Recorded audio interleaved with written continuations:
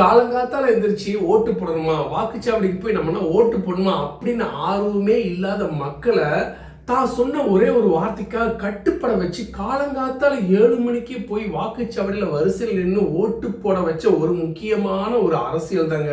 முக்கியமான அரசியல் கிடையாது, முக்கியமான ஒரு தமிழக சட்டமன்ற தேர்தல் தான் வந்துட்டு இந்த வருஷம் தமிழக சட்டமன்ற தேர்தல். அந்த மாதிரி ஒரு தலைவன் தான் வந்துட்டு இந்த அடுத்த 5 ஆண்டுகள் தமிழகத்துக்கு வேணும் அப்படிங்கிறது ஒரு பக்கம் இருந்தாலும், எப்படா என்னுடைய ஓட்டர் ஐடி கிடைக்கும், இந்த வருஷமாவது நான் வந்து ஓட்டு போட்டுருவேனா அப்படிங்கிற மாதிரி ஒரு ஆர்வத்தை தூண்டினவரும் நடிகரும் தாவிக கட்சி தலைவரான விஜய் அவர்கள். இது ஒரு பக்கம் இருக்க, பத்திரிகையாளர் மணி வந்து சில விஷயங்கள் வந்து கரெக்டாக சொல்லுவார். அவர் என்ன சொல்லியிருக்காருன்னா வந்துட்டு மற்ற அரசியல் கட்சி தலைவர் மாதிரி சிவாஜி, கமல் மற்றும் விஜயகாந்த் மாதிரி வந்துட்டு விஜய் நினைச்சிட்டாங்க.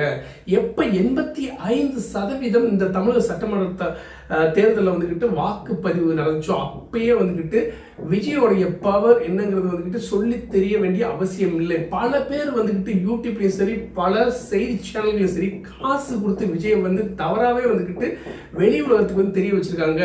ஆனால் விஜயோட இந்த ஒரு புதிய எழுச்சி தமிழக சட்டமன்ற தேர்தலில் ஒரு மிகப்பெரிய தாக்கத்தை ஏற்படுத்த போக போகுதுன்னு சொன்னது மட்டும் இல்லாமல் சுருக்கம் அவர் சொல்றாங்கன்னா அரசியலின் அதிசயம் நடிகர் விஜய் அப்படிங்கிற விஷயத்தை சொல்லியிருக்காரு. அது போக டிவிகே பாய்ஸ் இருக்காங்க இல்லையா, அவங்க தமிழக சட்டமன்ற தேர்தல் வாக்குப்பதிவு நடந்து முடிஞ்ச உடனே எடுத்த சர்வேல வந்துட்டு தாவேகா டிவிகே வந்து கிட்டத்தட்ட 46%, அதாவது 85% வாக்குப்பதிவு நடந்திருக்கு இல்லையா, அது 46% வந்து டிவிகே கிடைச்சிருக்கிறதாகவும், கிட்டத்தட்ட 140 146 இடங்களை வந்துக்கிட்டு தாவேகா வெற்றி அடையும் அப்படிங்கிற ஒரு விஷயத்தையும் சொல்லியிருக்காங்க. 2வது இடத்துல வந்து அதிமுக 45 ஒரு 50 இடங்கள் வந்து கைப்பற்றும் அப்படிங்கிற விஷயத்தையும் வந்துட்டு அவங்க தெளிவுபட சொல்லியிருக்காங்க.